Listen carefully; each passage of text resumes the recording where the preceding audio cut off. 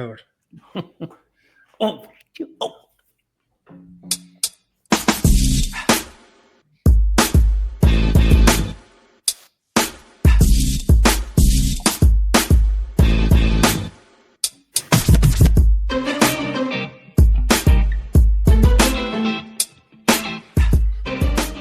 Hello, everybody, and welcome back to another episode of Sunday Funday. We are entering week 15.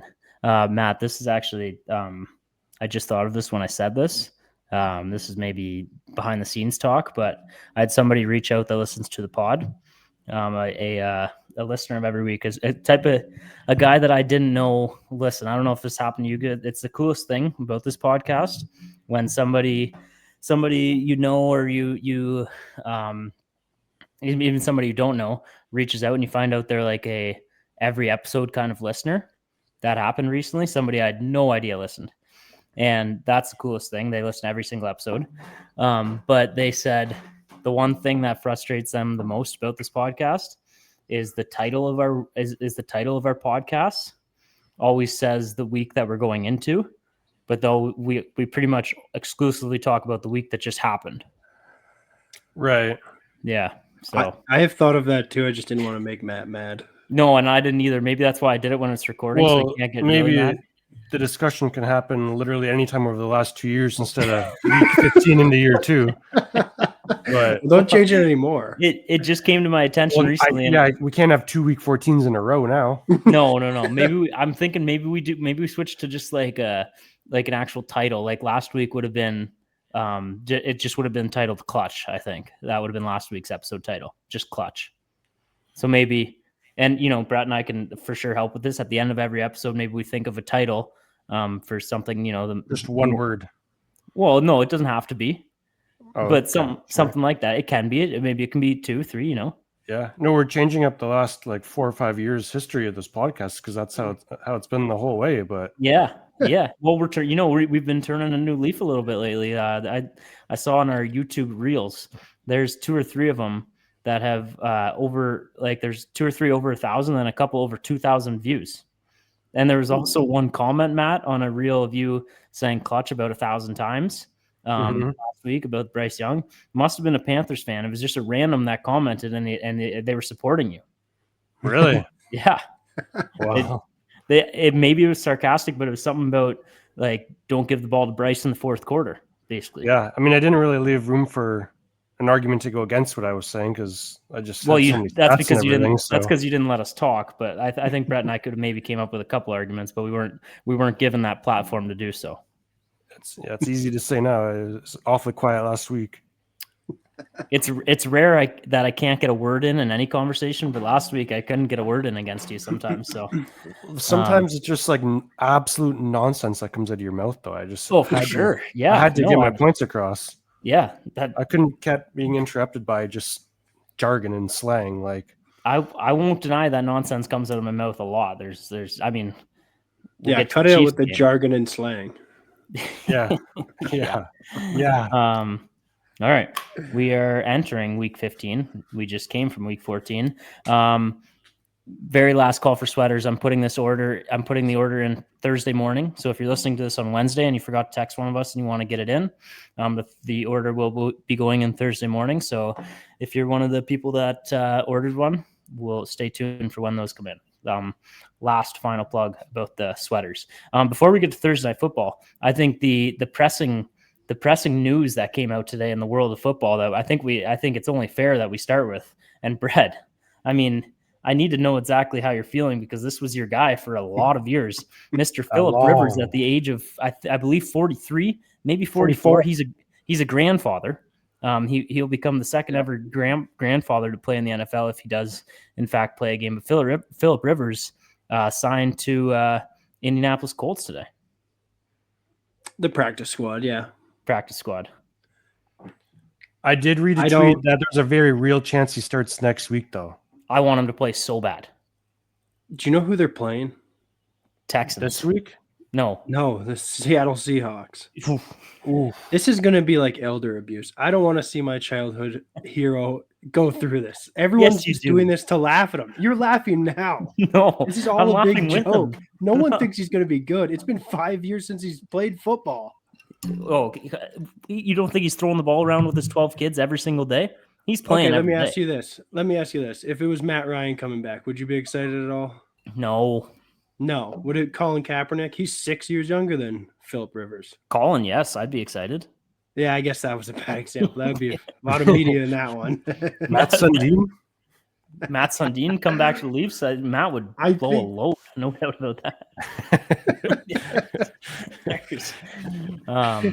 No, like I mean, you said, like he has 10 kids. His kids have kids. He shouldn't. I didn't realize he was an actual grandfather. Yeah, he is Grandpa Philip. Wow. Yeah. No, I need to see him in action. That'll be so fun to look at. I hope he doesn't get hurt, but if he does, we'll have lots of stories to talk about. Part of me wonders if he just wants out of the house. I did look up. Last time he played was 2020. The Colts did go 11-4. He threw for 4,000 yards and 24 touchdowns. Yeah, he was good that year. No. The Colts. That was 5 years ago. yeah, for sure. But the Colts were in that funny era where they went from they were a good team without a quarterback, so they signed Phillip for a year. He retired.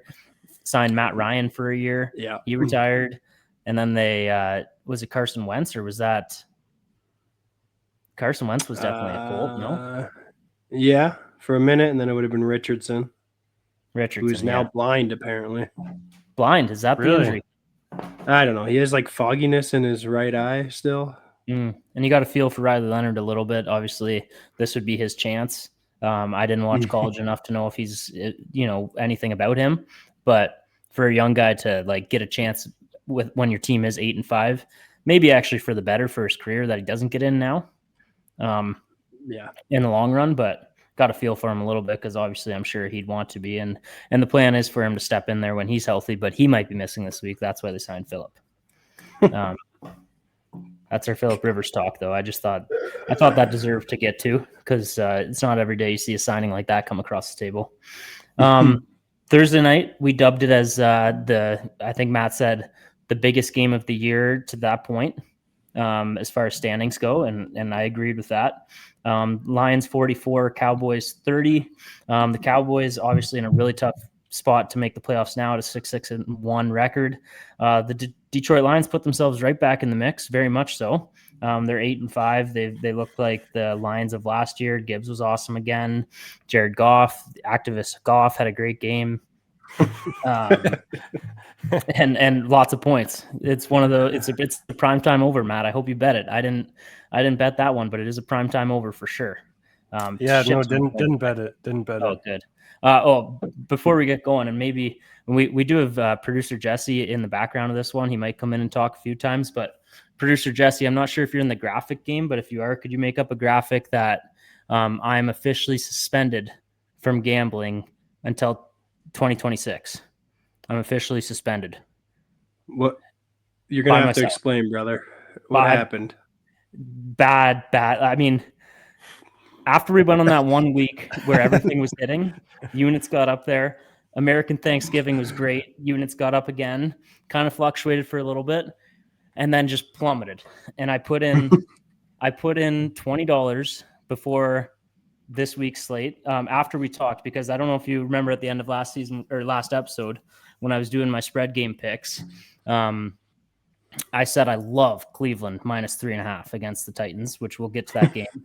I loved it more than anything. Uploaded money so I could make sure I could get that bet in. Had a free couple free $5 bets from the No Sweats. Put all them in. So all $20, I had 15 of my $20 out plus the free bets.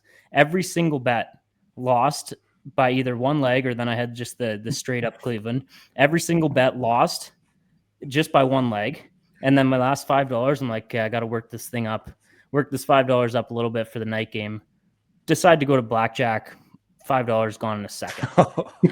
So Yeah, I've been there before at the blackjack, and it's never worked out for me either. Yeah. when I resort to blackjack to try to get my units up a little bit, that's how I know I need to go on suspension. So until for the rest of 2025, I am suspended from gambling. And maybe further. It's still pending. I'm for sure suspended for this year, and then into January it's pending. We're gonna have to do some real searching. You're not making it through the playoffs. There's no chance. Yeah, I mean Super Bowl. No matter what happens, Super Bowl, I will be gambling for sure. That's a guarantee. Have Okay. to. But we'll see if I can make it there. I am doing the FanDuel free spins every day, so hopefully I can get like 10 cents from that, and then go lose that 10 cents in blackjack, and then be back to No, sweet bonanza. I figured that's the way to get a few cents off of the winnings from the Okay. free spins. Sweet Bonanza. Okay, yeah, Bonanza. yeah. So Jesse, if you could make the graphic so we can put that out there, I am suspended until 2026. This game, I mean, I talked about it a little bit, Brett. I think you got a chance to watch most of this game. Two good offenses going against two possibly bad defenses. What do you think? You've been a Goff kind of up and down guy this year.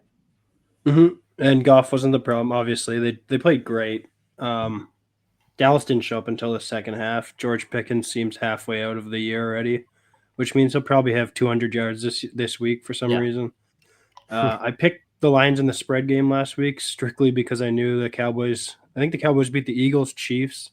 There's just no way they were winning due. 3 in a row. They were due. Yeah. It was just the easiest pick in the world. Now, that being said, we beat the Eagles last night, so that Cowboys game would have meant a lot more and means they're still very much in it. Yeah, they are. It's like same as Panthers. It's like division or bust. Oh, like yeah. wild card, not a possibility. Yeah. Yeah, exactly. Yeah, Matt. Yeah, no, I don't have like too much to take away from the obvious. Like obviously the Lions offense looking elite in that game. And honestly, same with Dallas for the most part. Like Pickens, obviously, weird game for him. Look checked out, whatever. Not sure what the status of CD is, but that head hit on the turf there didn't look good at all. Forgot about that. But when it comes down to Dallas, it's like it's the defense that's kind of been their problem the whole year. They have some good games and some real bad games. So if the Cowboys are able to win their division and get past the Eagles, it will be likely due to drastic changes from the defense because their offense has been pretty consistently good all year. Yep, and shout out to any of the Jameson Williams fantasy owners. We talked about that up and down journey that he's on. This was definitely a peak. If you started him, you got a lot of points. He had 96 yards and not a touchdown, 7 receptions for 96 yards and added a rush for 7 yards. So that would be a good time to start him. And then I assume if you start him this week, he'll probably do something to piss Dan Campbell off, and that'll be that. Well, while we brought up fantasy there, I got to say, Brett. Yeah. Do you know who you're playing in fantasy playoffs this week? And did you even know it's you're Brett? asking me, so I would assume it's you. It's me, brother. Let's go. The matchup? Brett. I'm in the playoffs. You're in the play. Dial in, you're Brett. in the playoffs. Dial in, Brett. This is big. It's the matchup. Yeah, But not too big, Brett. It's okay if you take your foot off the gas a bit. It's And- okay. I'll probably miss Thursday. I'll check Sunday morning. And another quick shout out is Timmy, our names guy.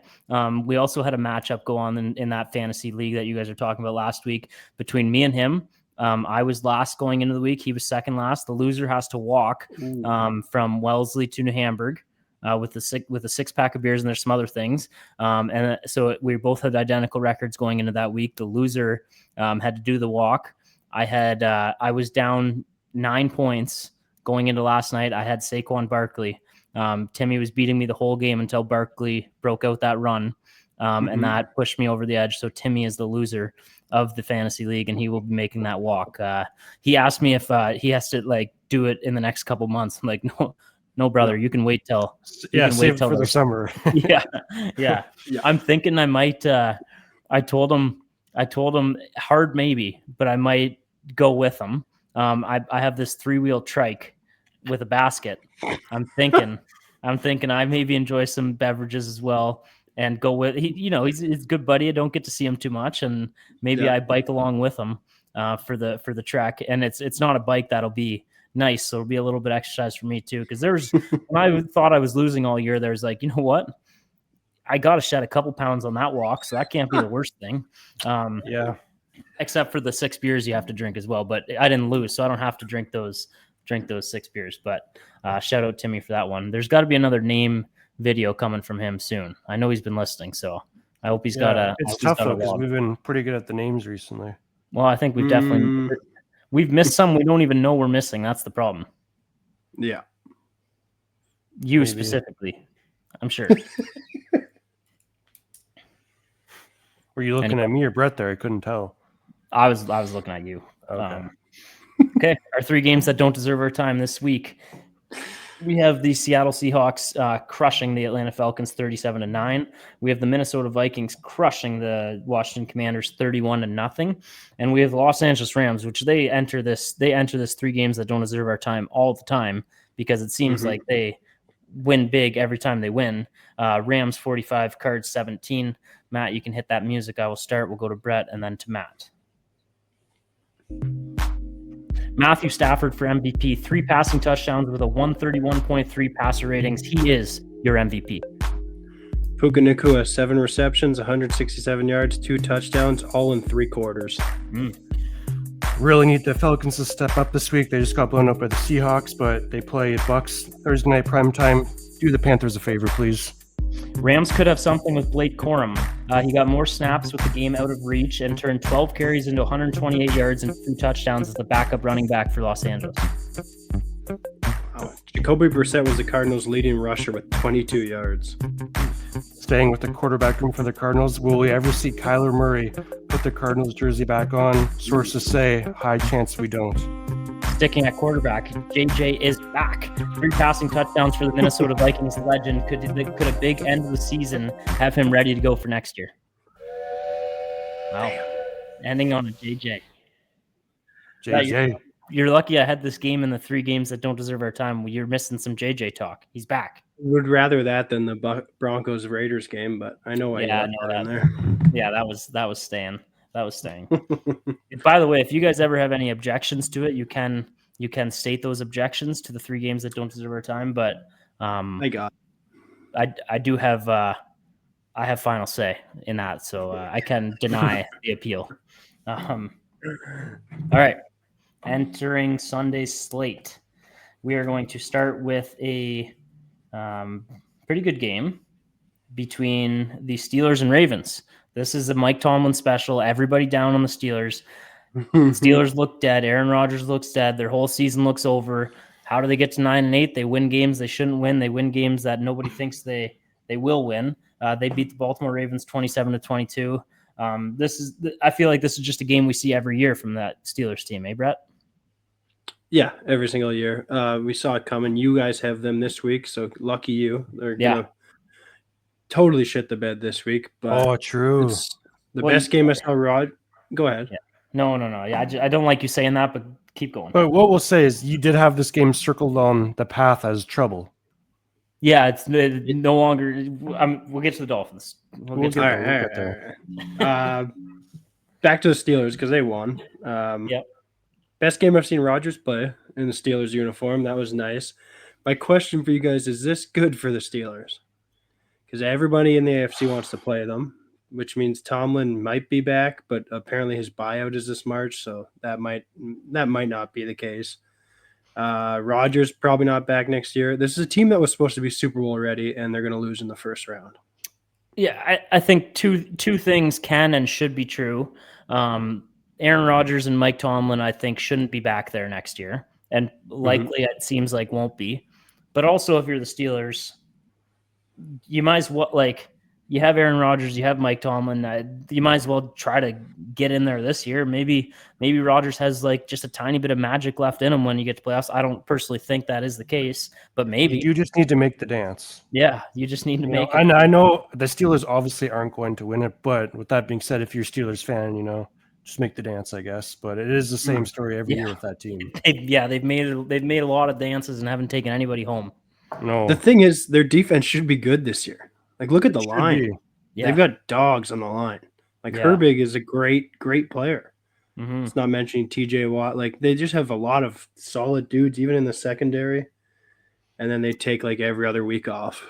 I think the Aaron first Rodgers- time this year they used DK Metcalf. Yeah. Ooh. 7 for 148.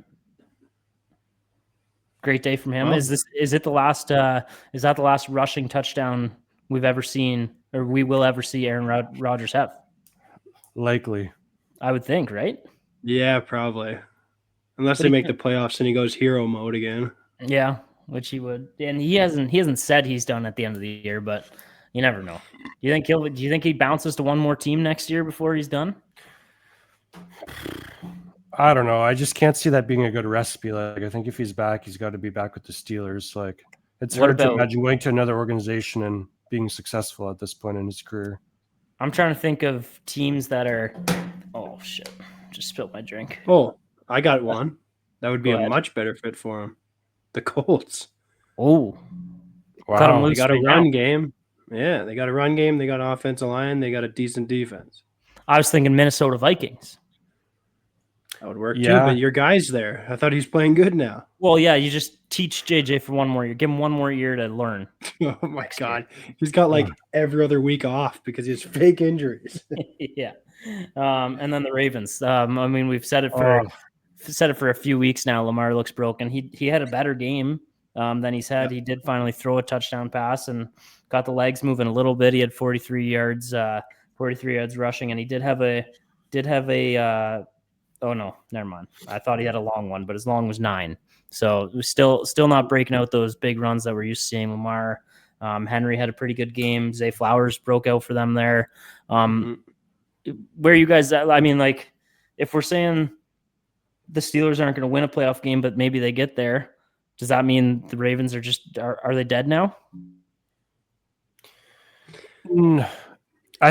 It's hard to imagine both these teams make the playoffs with the way the standings currently are. Yeah, they're both not making it.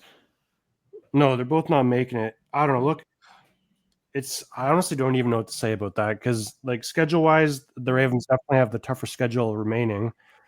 But with that being said, like, we obviously all think the Ravens are a better team than the Steelers. Yes, they lost, but they do play them again in Week 18, which potentially could be for the division. Hopefully, I would love to see that be perfect case scenario. That'd be But, awesome. but I honestly don't know what to really think or say about it. Like, both these Steelers and Ravens are just kind of unpredictable in many ways right now. Neither of them have been consistent really at all yet this year. So I wonder what the I don't betting odds for the division are now.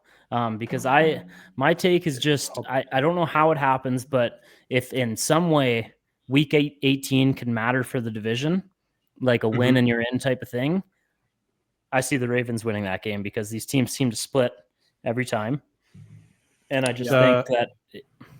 sorry, go ahead. Go ahead. Oh, Steelers are 1.63 and the Ravens are 2.55. So the Steelers are decently heavily favored now, which makes sense. They're up a game, and then winning that game in hand was huge. But we'll see. We'll see. Ravens have Bengals, Pats, Packers, Steelers down the stretch. So we'll That's see. brutal. Although with the Steelers schedule, you can kind of throw it out. They could lose to anyone. Yeah, starting this week, hopefully. Yeah, that's looking at the Steelers. They could beat anyone and lose to anyone. Yeah, Now, it doesn't matter what their schedule is. I don't know if you guys watched this game close, but the Ravens got screwed many times. There was 3 huge flags, or not flags, called back plays. Biggest one was the likely one in the end zone, where he definitely caught the ball and definitely stepped 3 times, but it's not a football move, whatever the fuck that means. Yeah, that one was So crazy. it didn't count. I don't know what a football move means. I thought it was just like the 1-step, 2-step, like the 2 feet in, basically. You'd think. And he did that with the that's what he ball did. straight in the air. Yeah. Yeah, I don't know. I was confused by that too. Wild one. But like they probably would have won the game if that counted. So Yeah, they would have been. whatever. That would have put them to 28. They would have had a 1-point lead over the Steelers at that point in the game if that counted. Yeah, But I mean, we're definitely not done talking about these 2 teams this year because I don't think that one will be decided till late. So moving on, we have the path continuing down the road. The path is it's been 4 weeks now where we're just staying true on the path. The doors. I got a little bit depressed to I'll talk about the game About in a the second. door? I'll talk about the game in a second because it was a great win. It was I had a Christmas dinner to go to, so I had 15 minutes of watching the game before I had to go, and it was 21-0 by the time I left. So that was awesome. Wow. Really, really fun to see.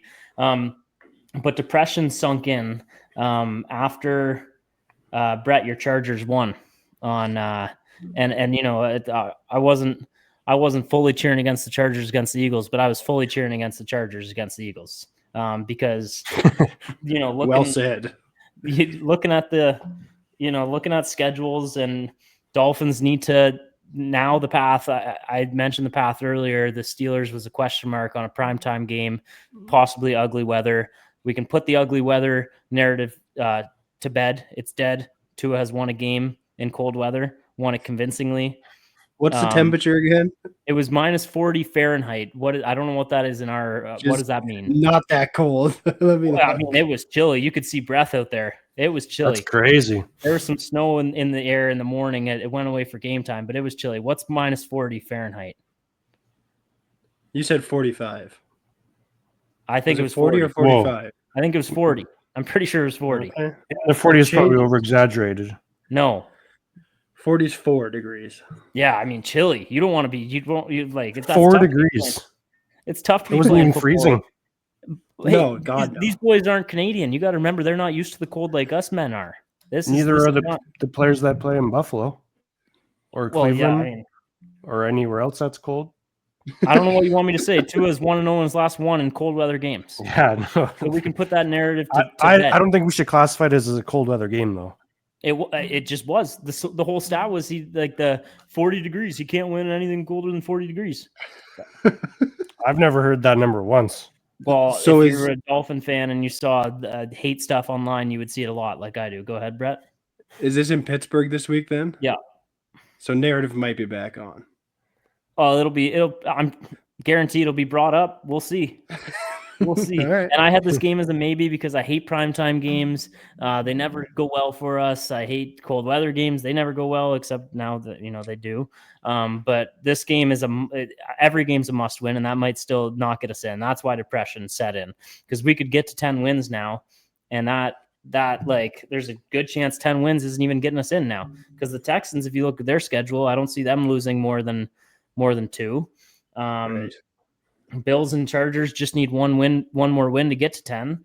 And then that still leaves Colts, Ravens, and Chiefs ahead of us to pass. So reality's starting to set in that this path is in a tough spot. And it's not, again, I just look back at some games this year too, in specific I've talked about that we had.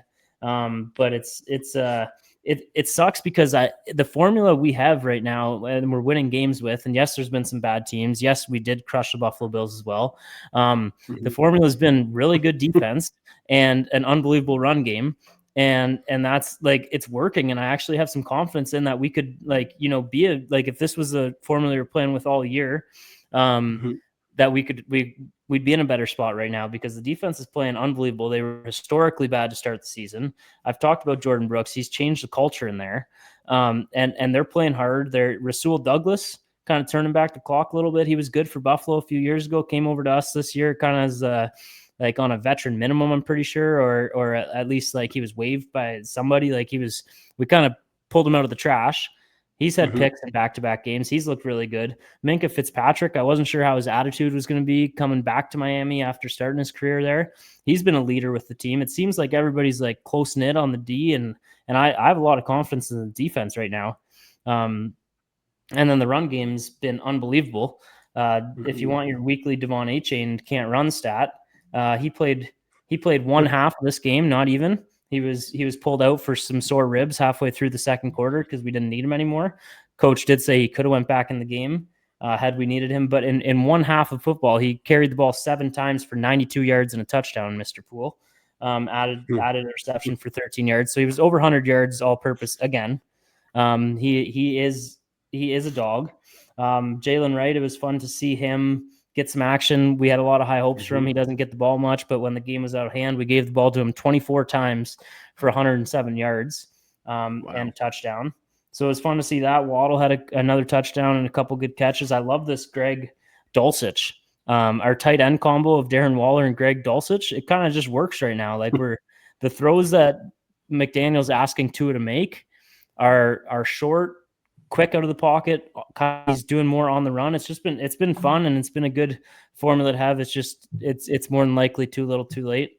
I'm not fully losing hope, but got to beat the Steelers this week to move the path forward, and I also need the Patriots to lock up their division so they don't play anybody for Week 18, and then we're gonna have to do Matty P a favor and beat the Bucks, and Do it. the toughest task might be beating Joe Burrow. So we'll see.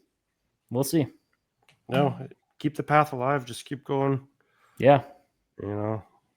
Win out, baby. Yeah. Wait, what was the toughest game you just said? Joe Burrow, I think I said. So you have who? Steelers, Bengals, Bucks, Patriots. And yeah, Patriots. This is Patriots that won't be playing anybody. Okay. All right, I guess fair. Yeah. Week 18. But I mean, it's just it's tough right now. I'm gonna cheer my balls off next Monday. I want to try to do a way that we can record while I also watch a little bit of it next Monday. I want to try to figure that out. I'm gonna see if maybe I can pull my setup into the living room and have it on. So stay tuned possibly for that. That could be, season ender, or I could be saying some reckless shit. So might be fun, but we'll stay tuned for that next Monday.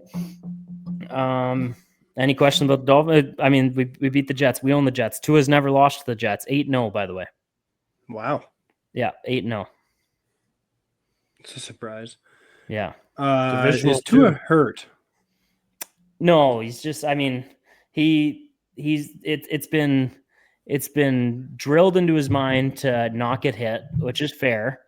But that also, like, I watched some highlights back from when he first came in the league, and he had a little bit of scramble in his game, like scramble out of the pocket and get a few first down runs. Like he had that, and he was more willing to stay in the pocket and make that throw when you could get hit. And he doesn't do that anymore, which I don't want him to do that for, health and safety reasons, for sure. We've all seen the injuries he's had. Like if he's getting those hits, then we're sitting here saying you can't take those hits. So it's definitely changed who he is as a quarterback, and it's made him a lot less effective. If I'm being fully real, I'm not I'm not, I'm going to support my guy until he's no longer my guy through and through. And I think he does a lot of good things, and I think he's better than a lot of quarterbacks in the league, but I just don't think we can be a top team in the league with him as the quarterback. Wow. Top team. Like I'm talking like a top 5 team. Hold on. I've never heard you say that. Yeah, I don't know if I've ever said it out loud. That was a big deal. You did say something about Tua similar to that, though. Well, early on. I mean, there were certainly some dark times, but we've heard Brett say stuff about Herbert after a loss. So after a loss, things can be thrown out. Yes, we can. I mean, Brett, just so you know, the tape does exist from when they got put out of playoff last year. I can go back and pull completely things. Different. Completely different. Not completely different. I think it was something about Herbert might not be the guy. I think that was said at one point. There's a big might in there. What? Big might. Yeah, I don't know. That's kind of where I'm at with the Dolphins, but I'm also going to be cheering my dick off for them to go on a run and get in. So yeah, 4-game win streak. It's impressive. So yeah, we're not dead. We're not dead yet. No, 5 out of our last 6 too. Wow. Yep, that's where we're at. Good win against the Jets. We will move on to the Tennessee Titans and Cleveland Browns. A lot of ways we look at this game and say it would probably be in our games that don't deserve our time, but we had 2 rookie quarterbacks having great games. Specifically one that took the loss, had an unbelievable game. I think we'll let Brett comment on that. We wouldn't want Matt to start talking about that first. But I first off, I said this game is the reason why I'm suspended from gambling as well. I thought Cleveland would have their time with Cam Ward and the Tennessee Titans. It was kind of weird to see Myles Garrett not do much. Like he got a sack, but it was kind of also a half sack. And I don't know, like that kind of seemed, I don't know if you guys saw it, but it kind of seemed like one they're given to him kind of because of the record kind of thing. Oh, you think? a little It was bit. only That's kind of his only pressure of the game was Yeah. that half stack. yeah. So Weird. I don't know. Brett, I mean, obviously Titans won the game. I don't know if we need to talk about results of the game that much, but just talk about a couple of the players that were in this game. If you want to start with Shedeur, I'll just read out a stat line of 364 yards, 3 passing touchdowns, a clutch passing touchdown to end the game, and then 3 rushes. He led the team in rushing as well with 29 yards and a touchdown there. So that'd be 4 tutties for Mr. Shedeur Sanders. Yeah, I cannot believe Dylan Gabriel ever even played in the NFL this year. Yeah. Shedeur is the real deal. Yeah. He has 3 weeks of practice. Matt, I know you're going to start shaking your head here, but that game was fun to watch because of Shedeur. Yep. Every time I see a Browns logo now, I kind of want to watch the game. Mhm. So that's good. Yep. It's a big change in the last 25 years. If they do have a guy, I was thinking it's the Browns. They'll fuck this up somehow. Mhm. I bet you they fire Stefanski by the end of the year. Well, one thing that is true, it seems like he hates Shedeur. Why do you say that? He named him starting QB the rest of the way. Yeah, but he wasn't on the field for a 2-point conversion to tie the game. Yeah, that was crazy. Well, they did that in his first game, and I believe in his second game once. Yeah, every they time brought they him got in in- the red zone, they just Yeah. went to Wildcat. Yeah, and I don't But think he it's proved worked. himself in that game to be able to throw the football. So I don't know. And in a clutch what moment, that like they plan were down was. in the red zone, that pass he had to Fannin, Harold Fannin, who's a good-looking young tight end for the Browns. That pass was awesome. Like he kind of had to float the thing, anticipate it. It was a great pass. Yeah. Matt, Talk Yeah. about Shedeur. I mean, Matt, you have to agree when you see a Browns logo, you're a little more excited now to watch the game. Oh, I would have told you that the first week that he started. Like, just Shedeur starting. I've always said it. It's good for the league. It's exciting. It's entertainment. you just think he's obviously the bad. personality that he has. What's that? You just think he's bad is the thing. I just don't think he's the guy you want to build a team around. But with that being said, it doesn't mean he's not talented at the quarterback position either. I just think there's more things that you want from a quarterback other than talent. You know, a lot of the tangibles. But Like with that what? being said, Like what's what? that? I just don't know if he's the guy I want leading my locker room. You know, Right. I just kind of think he's a little bit of a wang that way. The Like past 3 the weeks, thing he this year hasn't where he done didn't anything talk dumb. to the reporter because he wasn't That was starting. dumb. Like things like it's like things like that. It's like I would not want that guy as my quarterback. But with that being said, obviously very impressive game. So Yeah, I mean, there's some antics like that are very questionable. But when you see guys talk about him, like I heard Myles Garrett talking about him, you hear a couple other guys in the Browns talking about it. It seems like the whole locker room loves him right now. And then it also seems like I saw clips of guys from the other team, like Cam Ward. You guys probably saw that clip going around of Cam Ward and him talking after the game.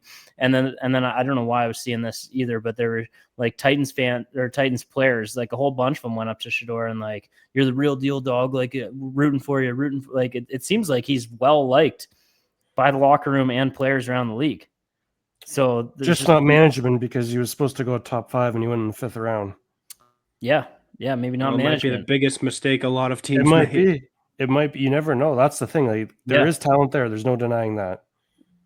Who are the owners in the NFL? Rich white guys that don't like antics. That's fair to say for sure. It's a bunch of Matts up there. And not saying either are racist. We're not saying that. We're not saying the rich white guys, the owners are. We're not saying anything. I wasn't thinking that, but I'm not rich. You know. Yeah, Just racist.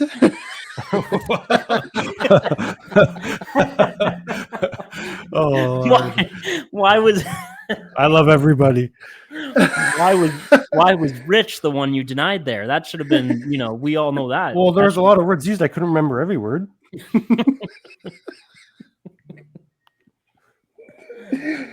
Oh man, we'll keep that clip out, Jesse. All right. But good for Cam Ward though. Second win as a Titan, first overall pick. Good win for him. True. Shout out Cam Ward and Charmaine DK. Yeah, yeah. This game you. I was a got week back into early. the- I was a week early. Yes.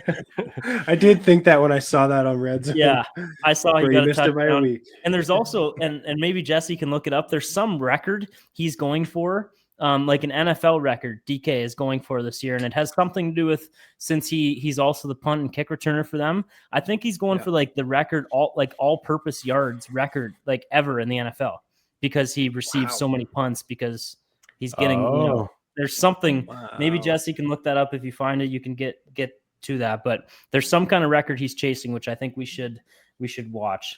If I'm correct about that. Moving to the Saints and Bucks, obviously Matt's Super Bowl for the week. We have the New Orleans Saints pulling out a big win, massive win for Matt, massive win for them. We said they're a scrappy team. They've beat the Panthers and the Bucks now, and I think they get a chance at both of them again. You play them again, and the Bucks play them again, right? Yep, we play them this week, but you can't say the word scrappy because you've been talking. The Saints are like they're the worst thing that's ever touched the planet. I think any team fighting for a playoff chance should be very angry and embarrassed by losing to the Saints. And my team that's fighting for a playoff. Well, you guys shit on the Panthers for a little while after we lost to the Saints, so I'm going to sit Yeah. back for a few minutes and listen to you guys shit on the Bucks. Well, that was a bad loss, and I think the Bucks deserve to be shit on a little bit right now as well. Because if you're a Bucks team, you have a chance to really cement yourself as first place in the NFC South, which they still are. But obviously, that would give them I see him. Obviously, being 8-5 right now would have put them in a very, very good position to do so. They did lose; they're 7-6. Brett, I want to hear your thoughts on the Bucks. Go Saints first. Quickly touch on the Saints. Shuck, which I have no idea how his name's Shuck. Yeah, but it is still bothers me because I'm dumb. I can't. It bothers me a lot. It is Shuck. He's quietly looked pretty good a few different games for the Saints. Yeah, and the Saints just don't give up. Yeah, you watch this game closer than anybody, obviously. He's kind of out there making some plays, eh? Yeah, honestly, he looked kind of impressive, and I think I wonder if the Saints look back and have any regret at all, because after they took him in the draft and throughout the offseason's discussion, there was so much chatter about this guy starting the season for him. He didn't. It was Rittler or Rattler or whatever his nuts is. But if you're a Saints fan, you kind of wonder, like, hey, maybe we should have stuck to this plan that everyone kind of had of this guy starting the regular season, because in the 3 or 4 games that he's played for them as a starter, he definitely has had some pretty nice moments as a starter. So, yeah, I mean, did it with his legs this week. Yeah, and that's a good win for his resume. Obviously, the Bucks were kind of desperate for a win there. They've been skidding over the last month or so. So that's a big time win for the Saints and the young guys on that team, especially Shuck. Yeah, I think this is a good time to talk about the NFC South race right now, because the Panthers obviously didn't play, so we won't be getting to a Panthers game. It's obviously that you play them twice. It's obviously going to come down to those 2 games, more than likely.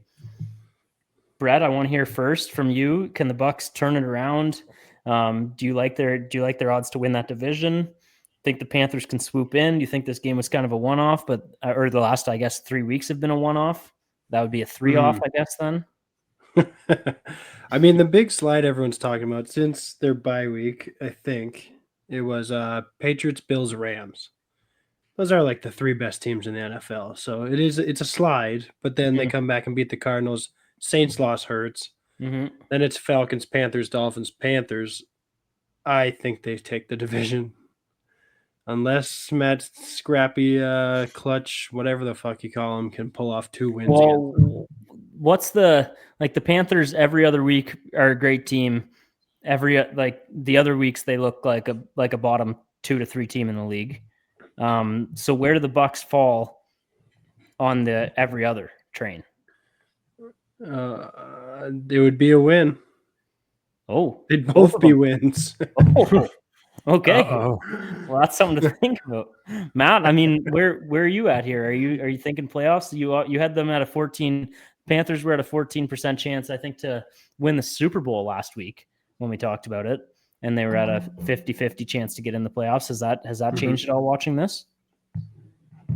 Uh, no, I don't know if it's changed too much. I'm not really like at the end of the day, whether the Bucks won that game or lost that game, the two games we play against the Bucks really will be the deciding factor. If someone's able to walk away with two games, 2 wins from that, that's obviously going to seal you the division. So, just kind of focused on getting through the Saints this week. We're playing in New Orleans, so hope that it's been a good bye week for the boys, and we come ready to play and split our season series with the Saints, and then 2 of our last 3, Bucks, Seahawks, Bucks. So we find a way into the playoffs. We beat some damn good teams down the stretch. So I'm just looking forward to getting this week going. 4:30 Sunday against the Saints. Can't wait. Just need to. Feels like playoff football already. So I'm just ready to start watching some more ball. Wow. Yeah. Playoff football. And you know how that feels? Really good. Really, really good. Well, I didn't know if you have if you remember or even know how like playoff football feels. Oh, you guys are in the Super Bowl in the last 10 years? Oh, Super Bowl? I didn't know you were like a true, I didn't know if you claimed that Super Bowl as a fan or not. Oh, we're going to have this conversation for the 17th time. Yeah, no, I don't know where yeah. All right. Yeah, sure. I was in my early days being a Panthers fan. I'm not saying yada, yada. I'm not saying in your early days. If that's what you want, well, then what do you want from me? I don't know what else to say about it. It was in my early days of being a fan.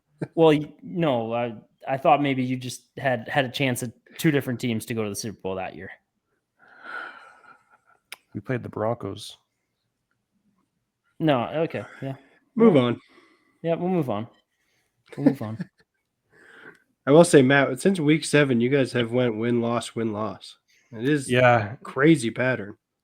Yeah, no, it's been great. We got to start finding consistency. And they've been great wins and horrible losses. I wasn't trying to be rude. That's just the case, right? Yeah, we've had some bad losses for sure. Would you count the bye week in this pattern we found? Ooh, because if you do, then you're screwed. Yeah, I mean, I have thought about that a little bit for sure, but I'm just kind of more so staying on the side of, hey, there's no way, we can't lose both games to the Saints this year. So I'm just kind of sticking on that side of things. Of we got to split the season series. If we lose, I mean, I'll be divisional. Then divisional pretty sad. Divisional. That's what divisional. Any team can win, but that often means that the season series is split. So we're due. It's divisional, but we also, this is how it goes in the NFC South. You split your divisional games. That's how it always seems to be. So, we got to find a way. All right. Did you have a bit of a come down? Like you were very high last episode. I don't think actually high, but high on your team. I'm pretty sure. I don't know. Yeah. But was there a come down to that at all? Did you wake up last Wednesday morning and be like, okay, fourth quarter's done, I can chill a little bit? Because you were very fired up. It was a fired up Matt. Not too high, not too low. Feel the same way I felt last podcast. Just ready to start playing these games. As I said, I want to play the Bucks. I want these games to mean something. I want Week 18 to be for the division. I want all that smoke. I want to see that type of football, and I'm excited to hopefully get the chance to do so. Mm-hmm. That was a good answer. Very political. Political. Jacksonville Jaguars 36, the Indianapolis Colts 19. Daniel Jones goes down with, what was it? It was his what was the injury? Achilles. Yeah. And he was already playing with a fibula or tibia or something. So you gotta feel for Danny Dimes, whether you were cheering for the Colts to get in or you weren't. Just as a person, you got to feel for him. This was obviously he's gone through a lot of hell with being a New York Giants quarterback, and kind of got to turn his career around this year and has looked really good and was talked about as an MVP. If we look back at week 7 or 8, he was talked about in that conversation, which is pretty crazy. He now goes down for the season. I assume a lot of next year too. With that injury, I think it's a pretty long. Brett, you would maybe know about that. Yeah, it's usually about a year. Yeah. Or what did you injure back in the day? ACL, completely ACL. different. Whole Right. different part of the leg. Yeah. No, right when I said it, I'm like, no, that's different. But either way, both shitty injuries. Colts are dead now, right, boys? Gotta imagine with who they have playing. I mean, to not be in a playoff spot right now as we speak, I mean, hard to imagine things change so much. Like that means you're passing what is potentially the hottest team in the AFC, the Houston Texans. Like, And the Jags are just as hot almost. yeah, they are, and the Jags are starting to. Yeah, I mean, they're 9-4, so I guess I don't know. It could still go either way. That's the thing. Yeah, but, that's like but the Colts definitely look like the lesser out of those three teams by a mile right now, just because of the quarterback for sure. Yeah. Seahawks, Niners, Jags, Texans is their last four. That is a gauntlet Wow. for Without Phillip a quarterback. Rivers, maybe. Yeah, exactly. I did try and find a quarterback once the Phil news came in, because just please don't put that old man out there. It's bad. Free agents, they're not good free agents. The best I could find was DTR and Taylor Heineke. Unless you can maybe get Jameis to get a release from the Giants. Joe Flacco. What else would you? Exactly. You need something like that. Yeah. Their roster's too good for them to just give up, I think. The Colts roster is, but really with that good. being said, they've been sliding even with a healthy Danny Dimes. Like they were 8-1 or 8-2 at one point. They're 8-5 right now. Yeah. God, they just looked so good to start the year. Like everything was fine. Their offense was just like unstoppable. Mm-hmm. No hate, but ever since the Sauce trade, they're not good. Ooh. Yeah, and the Jets are obviously loving it because they have their first round pick. Yeah, this year and next.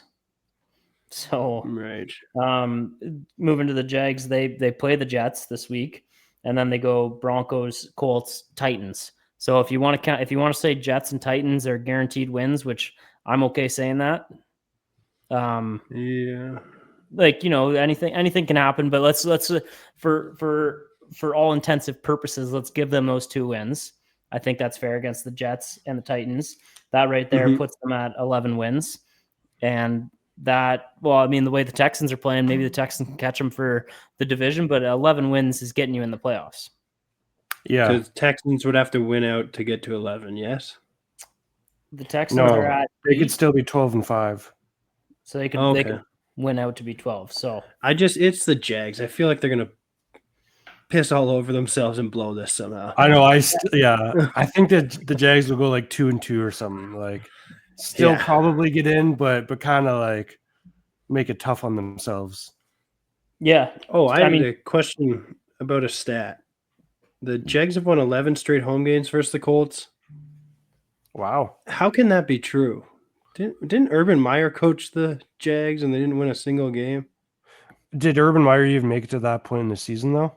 Yeah, that's a good point. Oh, right. He didn't make it through the year, did he? He was getting a little handsy in a bar by week 7. That year. I don't even know if it was week 7. Like, it might have been before week 7. You might be right. I think it was really, like, I don't want to say for sure, but I'm guessing like week 4 or 5. Like, I thought it was early. Mm-hmm. And then Liam Cohen, possibly, like, it kind of seems like a bit of a corny guy. Like, we saw his press conference at the start of the year. It was one of the weirdest that you've ever seen. But I mean, he's got them playing winning football, and their offenses look better than it's ever looked, I'd say, right now. Yeah, I'd have to agree. I didn't think the Jags would really be anything with Liam Cohen, but proven wrong for sure. It's been an impressive year for them so far.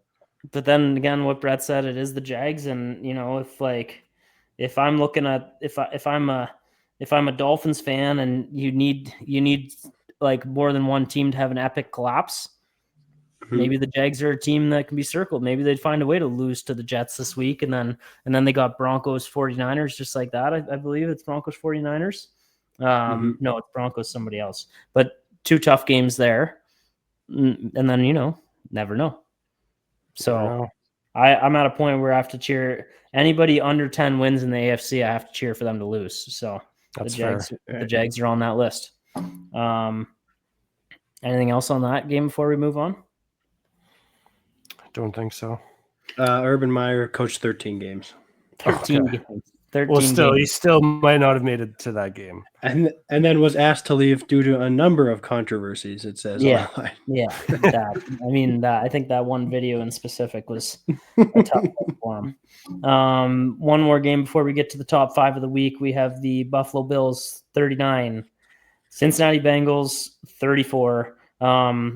I didn't get to see, I'll be honest, didn't get to see any of this game. And I went back and watched a lot of highlights from a lot of games. I'll be completely honest, this was not on my list to go back and watch the highlights of, even though I do love a snow game, but I also know it was a Josh Allen game from things I did see, doing Josh Allen things. So I'll let you guys take it away. Matt, what are you saying? I don't even know if this was a Josh Allen game as much as it was Joe Burrow blowing it late in the fourth quarter. Like 2 interceptions within minutes of each other. Like the Bengals they were in command in this game in the fourth quarter. Matt, help me out. Weren't the interceptions, were they fully his fault? From what I heard, one was an unbelievable play and the other one was a tip pass. Is that yeah, they were both tipped, but tipped? Nobody gets more excuses than that guy. it's still a bad look on Burrow. You can't be throwing it at guys' hands and helmets. I'm trying. The one was tipped. The one was tipped. The one's not his fault. The other one, he threw the ball to the flat, and Bernard was right there, or Benyard, or however the hell you say his name. That was a bad throw. But it felt like the Bengals, it was their game to lose at one point. Like all they had to do was keep running the ball and shoot on that clock, and I was following that within minutes of each other, and I was following just the score very, very closely. I was watching that more than anything, because if the Bills lose that game and they're 8-5, and Dolphins sitting 6-7, there's hope. Oh, yeah. Yeah. I looked it up. Bengals, classic Bengals game. They were up 10 with 8 minutes left. With 3 minutes to go, they were down 11. Yeah. It's just the way she goes over there. The game was incredible, though. There was only 2 punts the whole game. The snow started. It wasn't too much snow, although maybe it was, and the quarterbacks were just that good. It was a blast to watch. I'm going to say it again this week. This is the year, Bills. Everything's too perfect. Yeah. See last year in the orchard or whatever the hell they call it. Yeah. The Chiefs are out of the way. The Ravens are out of the way. The Bengals are out of the way. Everyone but me thinks they can win a Super Bowl for some reason. I think it's just the perfect storm. This is the year they got to win it. Brett, I wasn't on your side last week with this one, and I was going to save this for the Chiefs game, but you know what? You're the Bills. Congrats on the Super Bowl. This is the year. That's what I was trying to get. This isn't what we want. This isn't what we want. This is like, if Buffalo can't win this year, I don't know what year they can win, because this is the year the Bills, like people, I had a couple Bills fans saying they might not even make the playoffs. They're going to make the playoffs. They're going to have a favorable first round matchup. They should go all the way. I think they're better than the Patriots. This should be the year they win the Super Bowl. I 100% agree. Oh, I'll go another step forward. They're going to beat the Patriots this weekend and then jump them in the division and win the division. That would take a bit of a collapse from the Patriots still. Not really, because after this week, right now. There is? Yeah, I think 11 and 2 losses. Are they 12? Or maybe I'm wrong. Because the Bills have 9 wins. Yeah, I think you're right. The Patriots have 11. Yeah, 11 and 2. So this week it would be 11 to 10 in wins. Yeah. And then it would just take the Patriots messing up once. They're not going to win out. Although I guess if they lose to the Bills, they wouldn't be winning out. They do play the Ravens. But they do play the Ravens right after the Bills, and that's obviously going to be as desperate as you get as a Ravens team. I can see the Ravens winning that. And the Patriots beat the Bills already. Like I don't want to give my picks away for the spread game, but this is a guarantee. They're going to win this game Sunday. And I do agree, though, in a year where the AFC just feels weaker than normal years, like I'd say in the last 5 years, the AFC's probably been stronger than the NFC, or felt like it, probably all 5 of those years. But this year, it certainly feels like the roles reversed, and the AFC does feel wide open. So I do agree. Like, if you're the Bills, this is your moment. Like, you heard it here first. Congratulations to the Buffalo Bills on the. I'm not saying that. Yeah, like that's such a classic thing to say. All right, top 5 of the week. This is an interesting one. I asked the boys for suggestions this week. And by the way, listeners, if you have any suggestions, feel free to send them in because I got a few more ideas in the bank, but it's sometimes difficult coming up with different top 5 every week here. We've done it a few weeks in a row here. But this week we have the top 5 teams that I personally could see getting in the playoffs that are not currently in a playoff spot as of week 15. So this will again be another interesting one to look back at in a few weeks. But I'm going to start with 1 and work my way down to 5 here. At number 1, I have the Detroit Lions, who are 8-5. Do I say Detroit weird, or am I just like? Yeah, no, you say it Detroit really Lions? weird. Well, You kind I of throw feel an like extra it's syllable in there. Well, I know, like I wouldn't say like I'd say It's Detroit. like, it's like you're saying like Toronto. Yeah, Yeah, no, great but example. that's fair. That's fair. But I feel like I know it's Detroit. Like I would say that if I was going to Detroit. But if I'm talking about the Lions, I feel like I hear people say like the Detroit The Lions. Detroit Lions. That is true. Is that fair? I know it's Detroit, but I like sometimes I want to say the Detroit Lions. It does sound better, especially. Yeah, no, I'm We fine should with ask that. Finn when Finn's all fired up and he's talking about the Lions. We should say, does he say Detroit or Detroit? I feel like he says. Anyways, their last 4 games, they have the Rams, Steelers, Vikings, and Bears. Obviously, that Bears one is going to be very important in Week 18, more than likely to get into the playoffs. But if you're just looking at teams on the outside looking in right now, yes, you see the 8-5 record.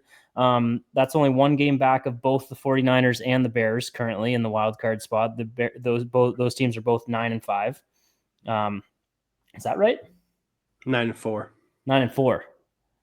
Mm-hmm. I was wondering if I wrote that down wrong. But they both do have 9 wins, correct? Did I write that down wrong? 49ers and Bears both have 9 wins. So they're 1 game behind both of them. I could easily see them winning 3 of that 4. Obviously, this week against the Rams is a tough one, but maybe you can squeak by them. But I just see them beating the Steelers, Vikings, and Bears after that. And I think winning 3 of their next 4 will get them in the playoffs. So I'm happy to put them as number 1 on the list. Number 2, I still have the Baltimore Ravens. That's just strictly because I don't trust the Pittsburgh Steelers to like it has nothing to do with the Ravens being good or the Ravens getting in a wild card because they're not doing that. It's talking about their division. They finished with the Bengals, Patriots, Packers, Steelers. So not an easy road for them either. But if they can make Week 18 matter, like I said earlier against the Steelers, I think they win that game and I think they get in. So I have the Baltimore Ravens at number 2 there, just strictly out of the team that they're chasing and the Pittsburgh Steelers. At number 3, I had put the Indianapolis Colts. I think I called them dead just about 20 minutes ago, but for them, they're in an interesting spot because there's 2 different teams they can catch. Like the division's still in range, and then the wild card's still in range because they did get themselves to 8 wins. They're 8-5. So I just think they could, Texans don't look like they could collapse right now. They look like a really good team, but if they do, Colts can easily hop them. And if they don't collapse, maybe the Jags do, and that's another team they can hop. So they're in a unique position where there's 2 different teams they can kind of catch because the division's still in reach. That's why I had them at 3. Number 4 and 5 get a little interesting here. At number 4, it looks pretty. It looks all but dead. It looks like I'm getting a tattoo, and we haven't talked about this game yet. But I have the Kansas City Chiefs at 6-7. If they if they get to 10 wins, we talked about 10 wins, maybe not getting you in, but if they win out and get to 10 and do it just seems like when now officially everybody's out on them, include like I also think it's dead. It just seems like it would be an NFL thing. For them to win out and something stupid to happen and the Chiefs just find a way to get it. It just seems like something stupid could happen. That's why they're in my 4 hole. And I also just think they're the best team out of teams that are out of the playoffs looking in as well. At number 5, I talk about the culture that has definitely changed since the GM was fired in Miami, and we're 4-0 since the new general manager came in. The Miami Dolphins, number 5 on the list. Something's changed there. The defense is firing. The running game is one of the best in the league, and it's a well coached team. So same record as the Chiefs at 6-7, and they win out. You never know. Honorable mentions: the Dallas Cowboys and the Carolina Panthers. What about the Bengals? They're not technically eliminated. You want to stay on them? Yeah, they can enter my honorable mentions behind the Panthers. Matt, how do you feel about all that? No comment. That is insane to say two teams that are dead have a better chance at a team that is tied for the divisional record right now. But I'm just going to leave it at that because I know that's just pure salt. So no comment. See, now I'll never take the top 5 list seriously again. Like, that is a joke of a list.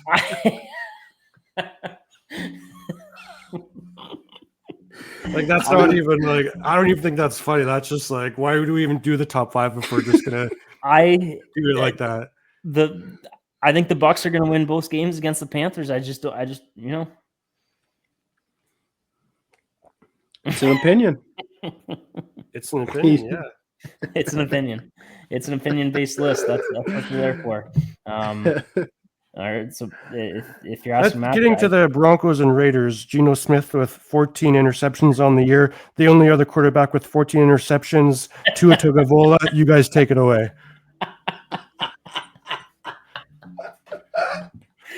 Right off the cuff. That's what I got on this game. Yeah. Ludicrousy. What? It's crazy out here. Denver Broncos 24, Raiders 17. Do you guys want to talk about the NFL rig now, or do you want to talk about the game a little bit? Because I don't think it's rigged. I honestly think Pete Carroll was just trying to get like one play at the end of the game to try and get the ball down the field. Off a kick return. I've never been an NFL rig guy, especially when DSAB used to be on this thing. He is a big NFL rig guy. Loves it. Loves it. And he would be all over this one. And for the NFL rig community, this is a great look for them as well. Because it wasn't even like necessarily Pete Carroll having one more play. Like, are you talking the kick or the throw down field? Well, I think the intention was to get another few seconds on the clock, and then they would have to kick the ball or whatever, do some type of just another play after the point scored the field goal, that there'd still be seconds that either way, there'd still have to be one more play in the game. Like Pete Carroll was trying to get seconds added on so that there'd be another play in the game. After the field goal. Yes, but he was trying to get more seconds on the clock before the field goal. Oh. So that after the field goal, there'd still be a couple seconds left on the clock so that, a crazy touchdown could still happen. Right. But then why even like when that didn't happen and there's 4 seconds on the clock, why do you like just let your kicker just to like get the most useless 3 points of all time just to help? Well, it's a 1 possession game then. But the clock was like guaranteed to run out. Like it ran out. Yeah, well that's because Pete Carroll didn't get the seconds added onto the clock that he was hoping to. Yeah, so I'm saying after he didn't get the seconds added on, why still let your take a knee and I don't know why. Yeah, I don't know. I would, if I was a kicker, I'd want to kick it, but I don't think it's as crazy as what people think it is. I was reading, it was crazy online. People rigged. Bro, it's just a field goal. Yeah, no, I don't think Pete Carroll doesn't strike me as the type of guy that even knows what the spread is or the over or under going into a game. I do agree, definitely, but I also just don't understand why he was just like why they're rushing down like the field so much. Like there was 15 seconds and they were at like midfield and needed 2 scores. Like it was. I gotta be completely honest with you guys. I didn't see any of this game. I have no idea what you're talking about. So the Raiders or the Broncos were up 2 scores with 15 seconds left, and the Raiders had the ball at midfield. Okay. They looked like they were kind of rushing to try to go get points, and then, like Matt's saying, have a few seconds on the clock to, I guess, hopefully recover an onside kick and then try a Hail Mary. Right? I guess that'd be the only. I think they're going to have to get points off of the onside kick somehow. Yeah, exactly. They're going to need a fumble, but you can advance. So yeah, exactly. Okay. Well, I guess there would have been a play. Yeah, so Pete Carroll's rushing down. Geno makes a throw to somebody. There's 7 seconds on the clock. The Broncos defender tackles the guy. They're on the Broncos probably 40 or so by now, maybe even 30. Broncos defender kind of lays on him a little bit, like holds him down as how when guys are trying to get up to go spike it. Broncos guy just lays on him a tiny bit, which that was a dumb play too, because if he didn't lay on him, they were not going to have even close to enough time to go spike the ball to keep the game going. Like the game was over. 2-score game was over. Ref pulls out a flag. So the Raiders get one more play with 4 seconds left, down 2 scores. And Pete Carroll sends the field goal unit out to kick a field goal as time expires. And the spread on the game, the big thing, the spread on the game was I figured plus 7.5. And that made it, I think, a 6-point win, right? 24. 7 point, I thought. Yeah, 7 point. 7 point, and the spread at 7.5. So, okay, so just from the explanation, 2 things. One, Pete Carroll's pretty petty, so that guy laying on him might have been Pete Carroll just like, fuck it, kick a field goal. Yeah. Just to be a dick. Yeah. 2, who is it rigged for? Who are they? The casinos? I'm not rigged for what? That's what I mean. I didn't see it live, but I watched the video online after, and I couldn't really figure out why people were whining and complaining about it so much. Who's it rigged for? The Broncos? It would be the Raiders. I think the bettors are the ones that think it's rigged. The bettors in this game are the riggers. And Jesse just put a comment, and Jesse had him in the spread game at plus 7.5. So okay, so it got one person. So the people that are pissed off clearly had Broncos covering the plus 7.5 stat. Yes, it's just purely that people that have money on the spread are the people that think it's rigged. Yeah, I don't think anyone else thinks it's rigged. Yeah, exactly. But it was a big thing though. Like there were a lot of people upset about it. Oh yeah, I completely missed that. People were pissed off about this one.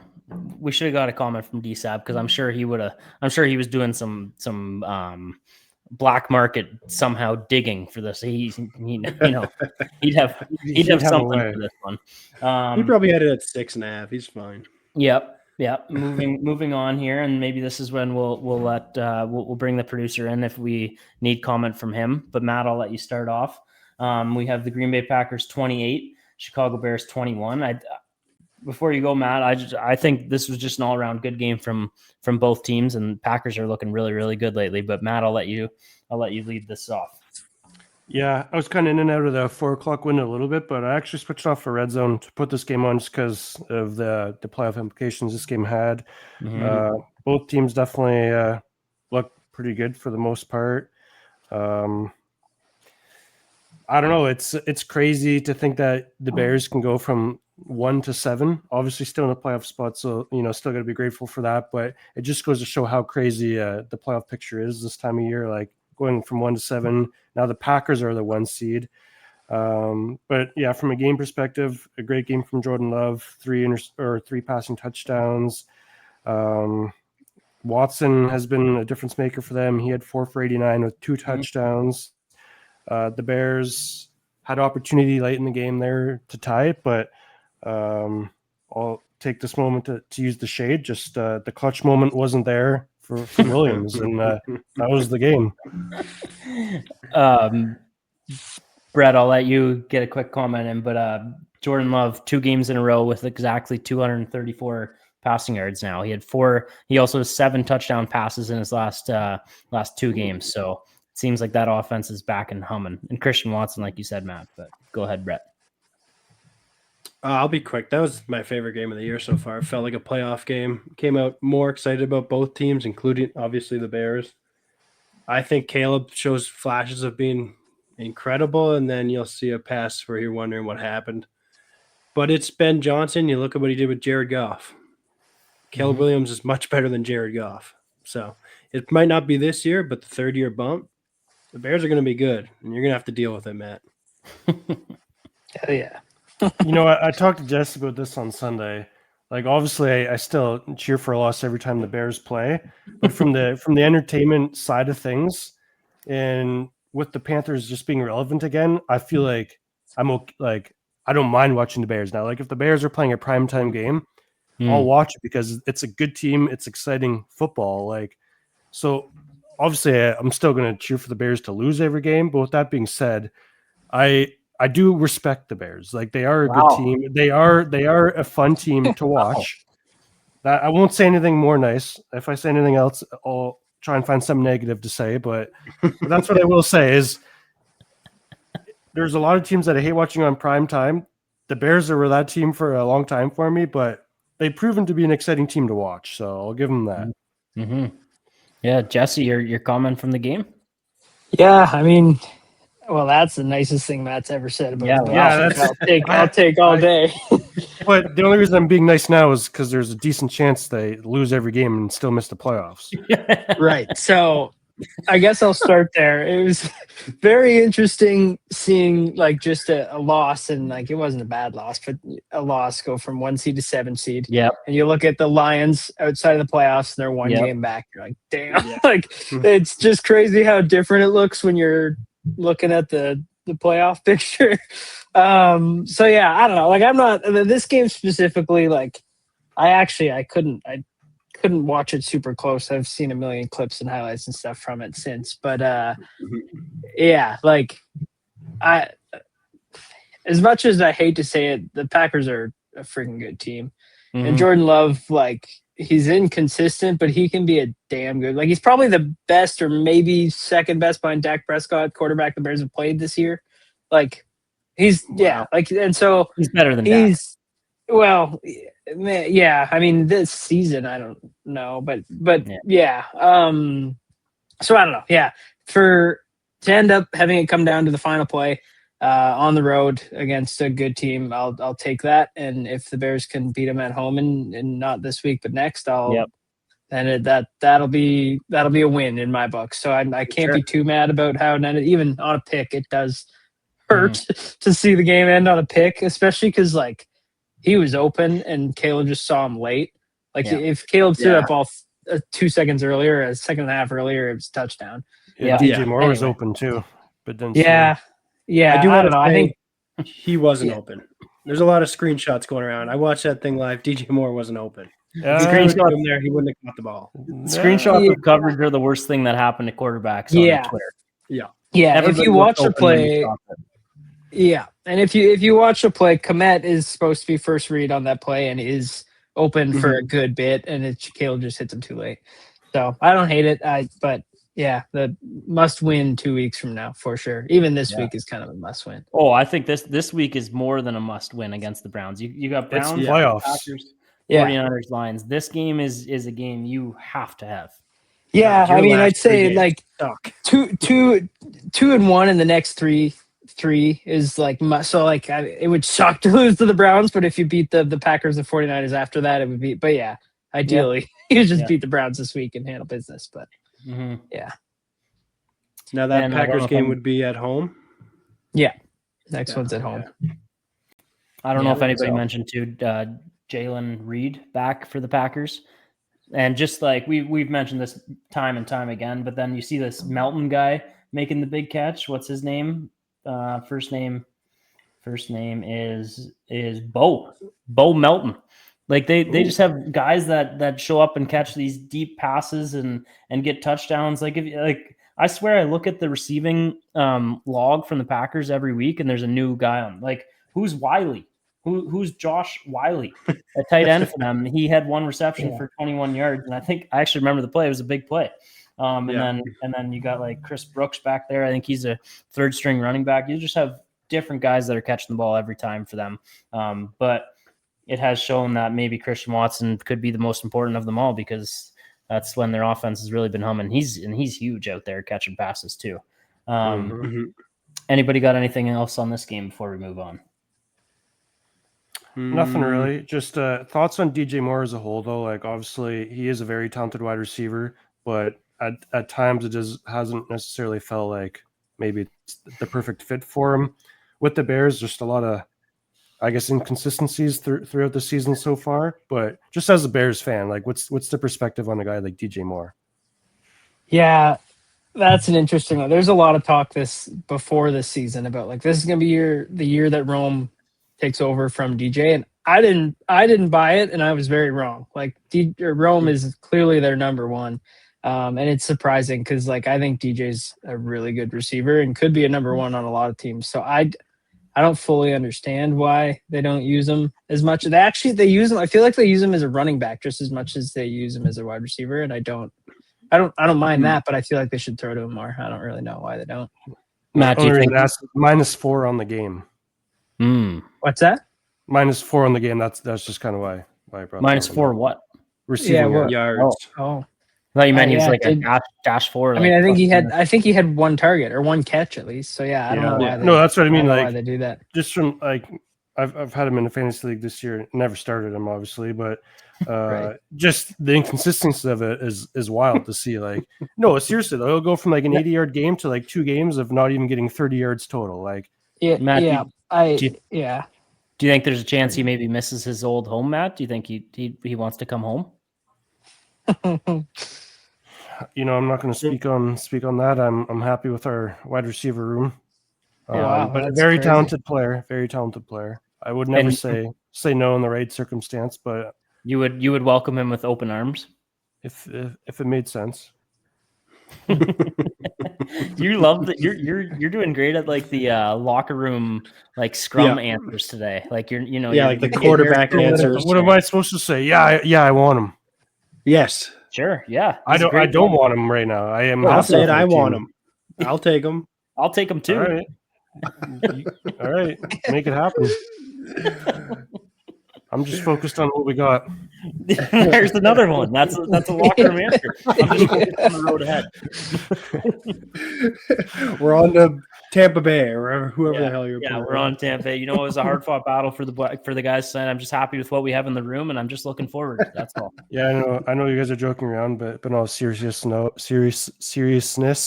I'm just ready to get to 4:30 on Sunday and see what this team is made of, and I'm ready for the boys to get to work, and I trust what we got in that locker room. Yeah. That one was for you guys. I like that a But that's lot. what you yeah, that was great. All right, thanks, Jesse. All right. Appreciate your time as always. Houston Texans 20, the Kansas City Chiefs 10. All right, we're to a point where I'm starting to think of location. I'm starting to think of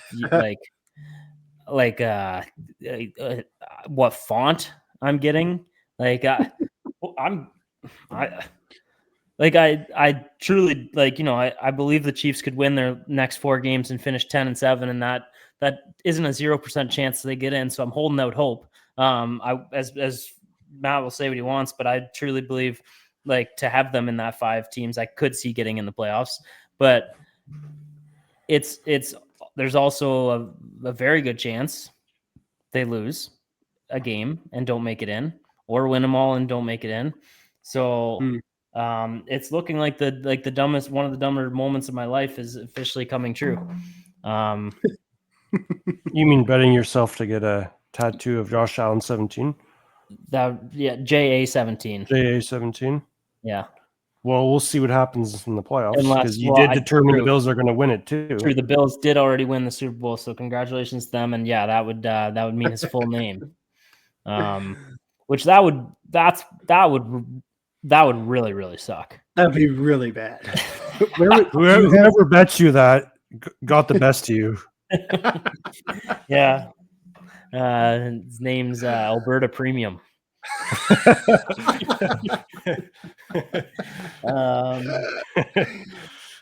Yeah. Listen, Texans, Brady, you're not gonna have to worry about it. I mean, Brett, you go ahead with the Chiefs because this is obviously a great moment in history for you. Seeing what's going on in Kansas City. So I'll let you lead this off. They're still gonna make it. They're the Chiefs. How could they not? Oh, you're They're doing the okay. I Chiefs, see. Of course. Oh, They have He's to. pulling And the if Bills they on don't- us. If they don't, maybe we blow it all up. Get rid of Andy Reid. I see a lot of Chiefs fans calling for Andy Reid. Good idea, That's Chiefs fans. Get rid of Andy Reid. Crazy. Get That rid of is Steve Spagnuolo at the crazy. same time. Get rid of Chris Jones, Travis Kelce. You can get rid Travis of Swift, Kelce, Taylor Swift too. Get them all out of there and start agree. over. Yeah, I agree with Travis Kelce, and obviously you're right. Chiefs fans are saying that, and obviously you would love all those things to happen. Any Chiefs fans that wants Andy Reid out, I think, and Matt, let me know what you think about this. I think that is absolutely insane for Chiefs fans to want. 100%. Yeah, like They've been to 5 of the last 6 Super Bowls. yeah, Like their quarterback is in his prime. yeah. I mean, It is bad If years they do happen. miss, Like it is bad. If It's they really bad miss, on- guaranteed they don't lose under 5 games next year. Like they'll be back in full force. Like they'll be like a Mhm. 12 or 13 team win next year for sure Mhm. if they don't make it. One thing I do kind of agree with what Brett said, and I know it was all tongue in cheek, but Travis Kelce's making drops and missing balls we've never really seen him miss. Is this it? Mhm. Like, is it for Travis Kelce? Is he thinking too much about his fiance?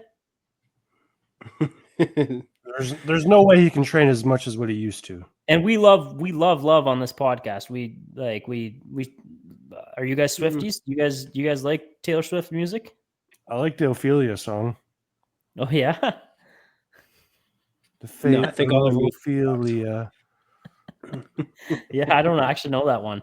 I like her old stuff, like Love Story. That's the Oh, only yeah. song you can name. I guarantee it. No. One more. Just give me one more out of her thousands of songs. Oh man, this is bad. I definitely know another Taylor. Romeo. and It's the Juliet. same one, isn't it? Same song. Ah, It's like Teardrop on My Guitar. Is that an old Taylor Swift one? I don't think so. Let me look that up. I think I used to like that song. Maybe that's not even her. Oh, no, you're right. Yes, I got two. And Matt got Ophelia. Fate of Ophelia. And how does that one go, Matt? I'm not gonna do it again. I missed it. Did you do it before? I just sung the words "Fate of Ophelia." Can you give us one more or no? No.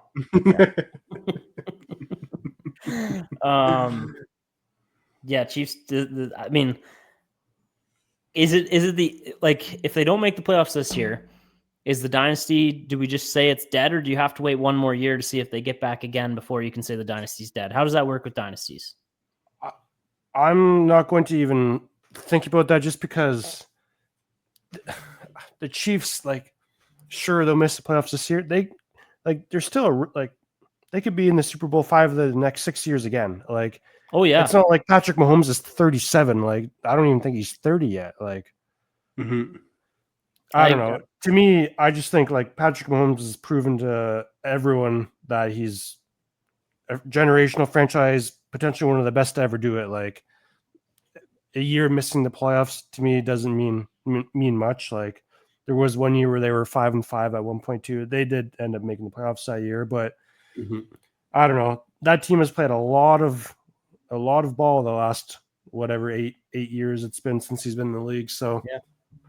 I don't know. I'm not going to take too much from it. Obviously, it is disappointing, and there definitely will be significant changes for sure. Like, Mhm. they'll have to but that almost makes me more scared for the future, though. Like, just knowing that they need to do something big. Like, can you imagine they bring in another offensive weapon for Patty or something, like a true running back, maybe? Like, like, I don't know. I almost think it's like worse for us if the Chiefs don't make it this year, because I just think they'll be doing that much more this offseason to be that much better next year.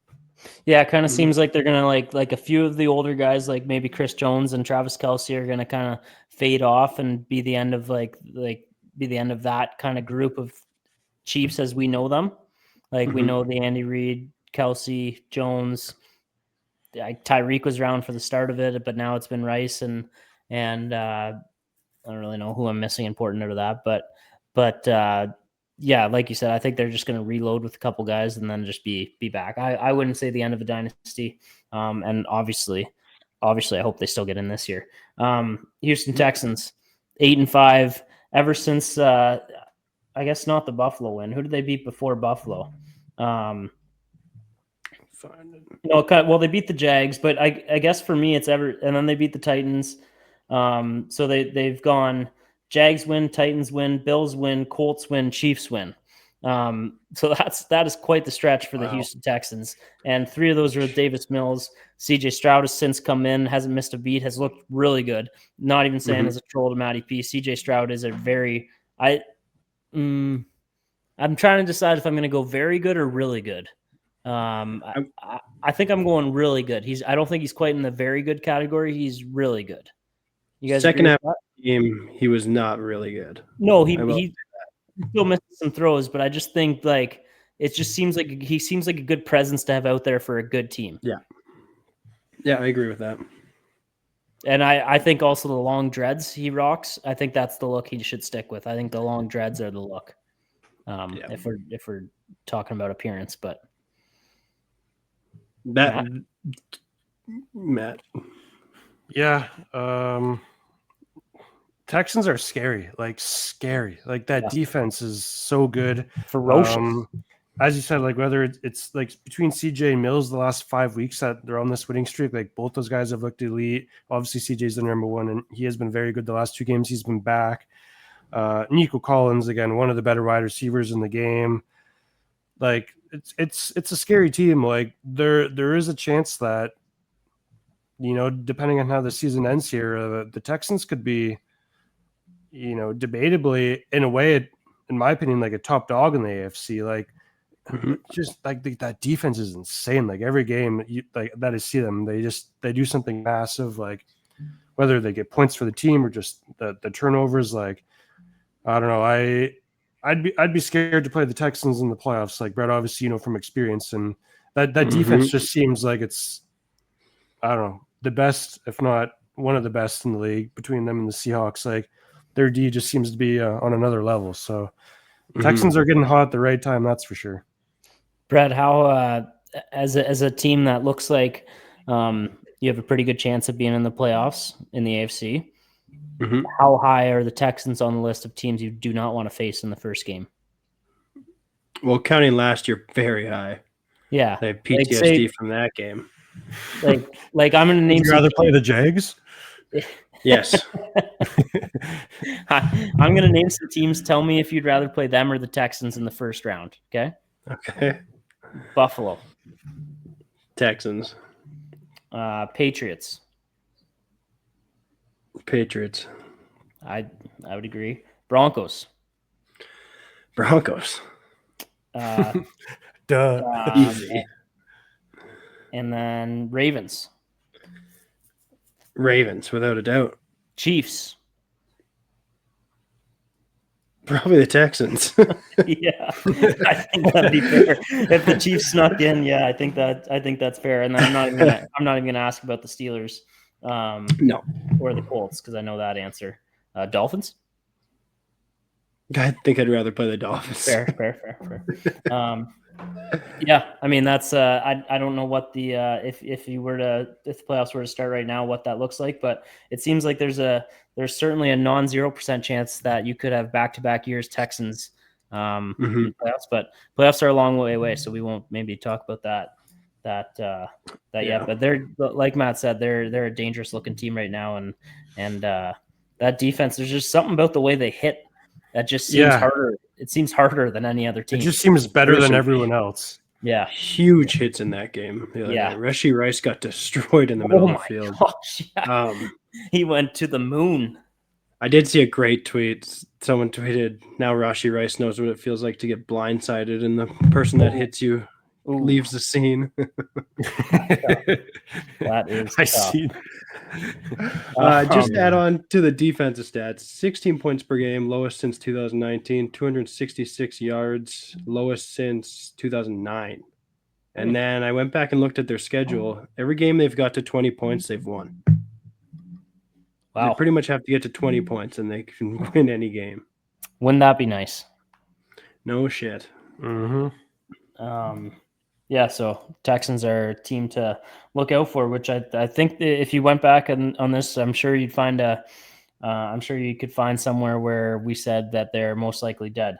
Last game of the slate, the second of our we are back to back Monday nighters, starting with the Panthers. Then last week, right? Wow. Or did we skip a week in there? Yeah, it was Panthers and then Chargers and then Dolphins play next Monday night. Los Angeles Chargers 22, Philadelphia Eagles 19 in overtime. Brett, biggest win of the year. Yeah, it was great. I was pumped. The play at the end by Cam Hart was incredible, but the game was like two monkeys throwing shit at each other. It was chaos. There was a fumble every other play. Difference was my quarterback was playing with one hand, and Jalen Hurts just sucks, luckily. And when the game came down to it, my guy did what he had to do. Rushed for 20 yards on the tying drive, rushed for 20 yards on the game-winning drive. He's a dog. He's a winner. We're going to go to the playoffs and try and win a playoff game. Yeah. Wow. Yeah. Do you think there's anything do you think he was overreacting to the bloody elbow he had? That was quite the band-aid for a bloody elbow. They called it a flesh wound. I don't think he put the Band-Aid on himself, Brady. I don't think that's up to him. Well, I don't know. It seemed like he was kind of like, look at me, I have a hurt elbow kind of thing. Yeah, because he was stiff-arming guys with a broken hand. I'm sure he's real worried about people not thinking he's not tough. There's nothing tough for that. Oh, and shout out Dicker. Well, we don't have to stay long in this game. It was terrible. There was a play where we intercepted the ball, we fumbled the ball, Jalen Hurts got the ball, and he fumbled the ball. Yeah. Yeah, that was amazing. amazing. That was just the entire game. The entire game was that. It was kind of fun at times, but for the most part, stressful. Mm-hmm. I seen a stat for Jalen Hurts. So this game, he was 21 for 40, throwing for 240 yards with 4 interceptions and a lost fumble for a pass rating of 31.3. I see the stat was if the ball got headed to Hurts every time and he just spiked the ball, his passer rating would be higher than what it was in this game.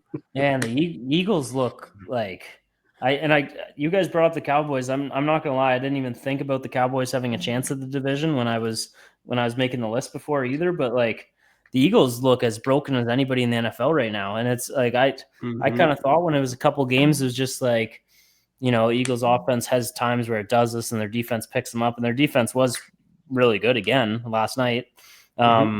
But like, what do you guys think overall of the Eagles? Like, are they still like a Super Bowl contender in your guys' head?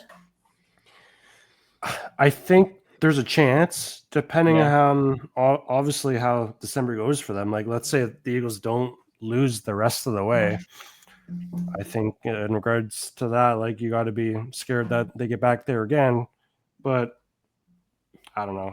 My opinions are so flawed on the Eagles just because I don't like them at all. Like, you really do hate them, eh? I don't know why. I just never liked the Eagles. Never have liked the Eagles. Yeah. I don't know why, but it's probably they're terrible fans. Yeah, I wish they played the Cowboys because that would be an electric game to see again. They've already played them twice this year. They split that series 1-1.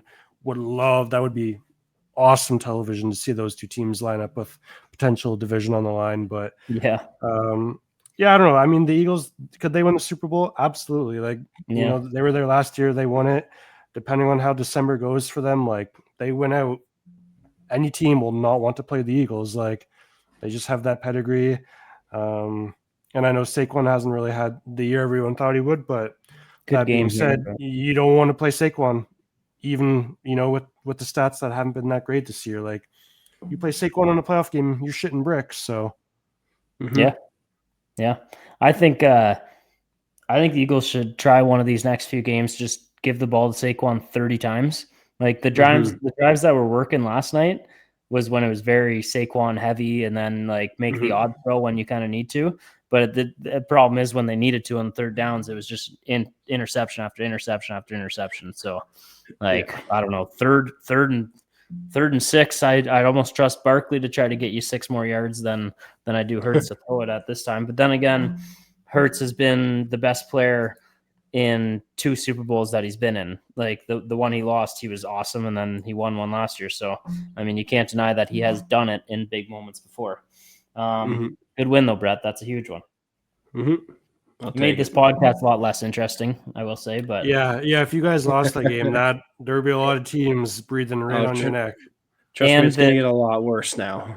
And still, like the things we would have been hearing you say right now would have been much more entertaining than what we did here. But that's true. That's how it goes. Completely fair. I'm too happy about Justin Herbert. No, that's fair. That's fair. Tough game to bet on the Charger wide receiver, though. I think Listen, he was led the wide receivers with 22. Oh, really? Not Herbert's fault. No, not Herbert's He's playing fault. With one hand, and he never had a pocket to throw from. No, I know. I'm just saying, as a guy that had their last unit on a couple guys to get 25 yards, you know, nobody got 25 yards except for Vital, and it was on one play. when he got those 60 yards. Yeah. Can I say one little thing, Brett? It never seems to be Justin Herbert's fault. Anytime. Last year's playoff game it was. Okay. Yep. All right. Also, but it wasn't his fault last night. To explain No. to me how it was his fault.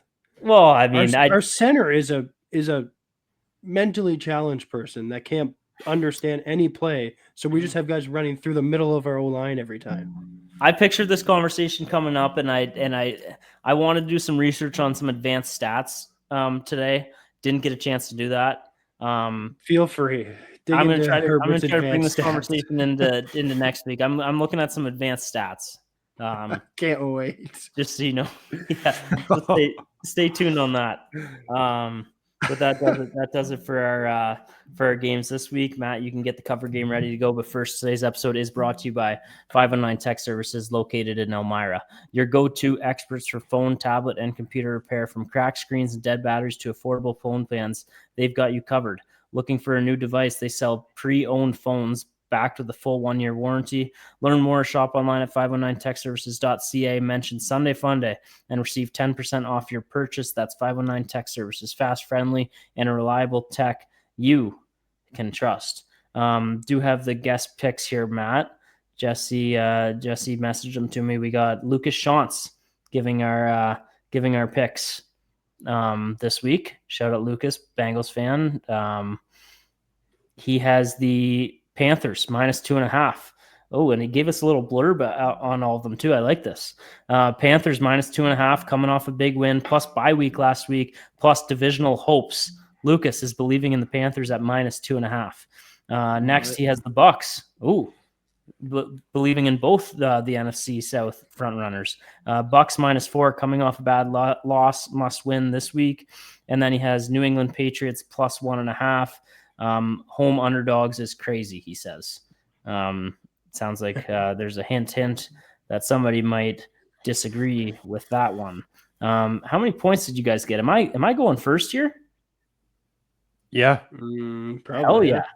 That's been a are. while. 34 from the high-flying Miami Dolphins offense. Yeah. Hell yeah.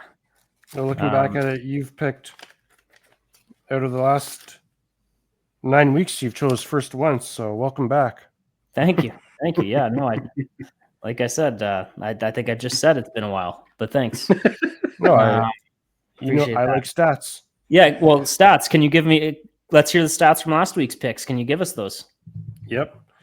I last week went 0-3, missing on Kansas, the Colts, and Baltimore. Brett went 3 for 3, hitting Detroit -3, New Orleans +8.5, and Cincy +5.5. They lost by 5. Ooh, Hell yeah. Brady went 2-1, hitting Pittsburgh +6 and Seattle -7. Jesse went 2-1, hitting Miami -3 and the Rams -7.5. And as we heard earlier, he had the Broncos -7.5. They won by 7, so missed out on that one. Yeah. And our win percentages, Ooh, we have Brady with 42%, Matt with 48, listeners with 52, and Brett with 58. man, if you're So following it's- best picks. It's tight. And with that, Brady's on the clock. Yeah, I did have Bucks circled as my number one pick this week. I think the Falcons are in a bad spot. But I'm going to be going with the Baltimore Ravens. I think it's desperation time. I'm not ready to give up on them yet. So -2 is the Baltimore Ravens. Like it.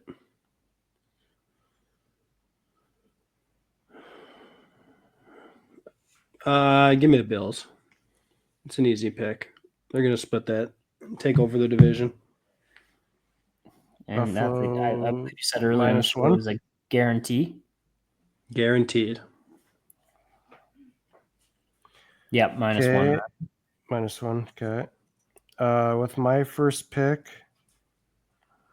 oh boy, We'll say the Cowboys keep their playoff hopes alive on Sunday Night Football and -5.5 against the quarterbackless Minnesota Vikings. Whoa, what do you mean quarterback? 3 touchdown passes last week. Yeah. One No week, interception. let's not overreact. Well, let's not say no quarterback. He's a rookie. Every They other got week, 9. that's what we've said, and there hasn't been a complaint, so we're going to overreact after 1 week.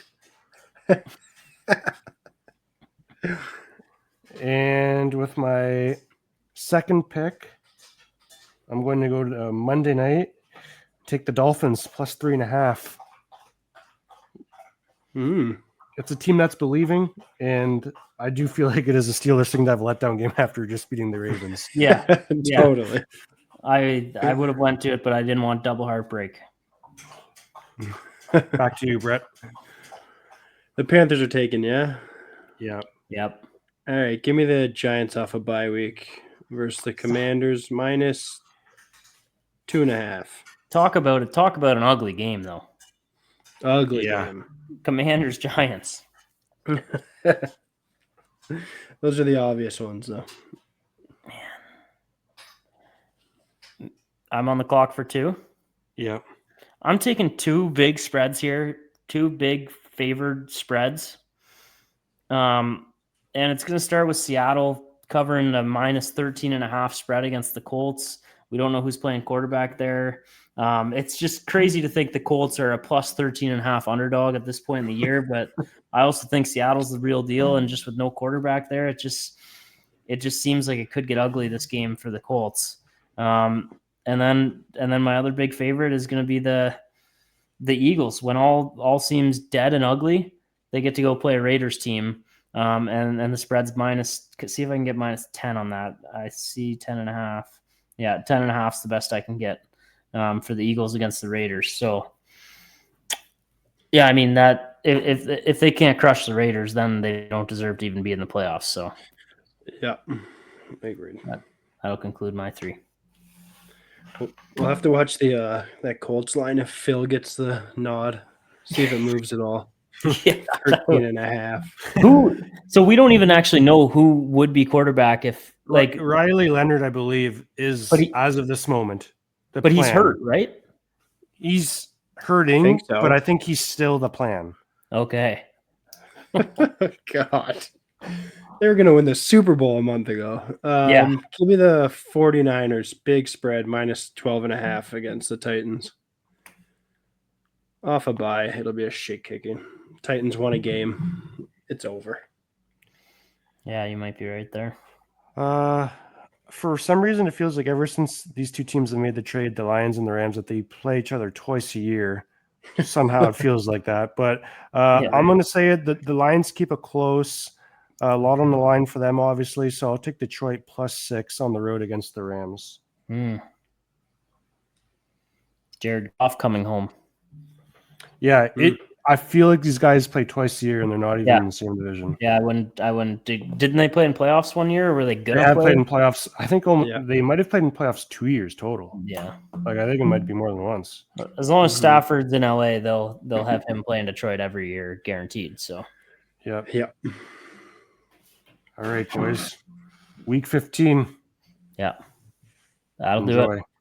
We'll see if the path can stay alive one more week. Do you guys like the idea of recording with the game on? Yeah. All right. Let's see.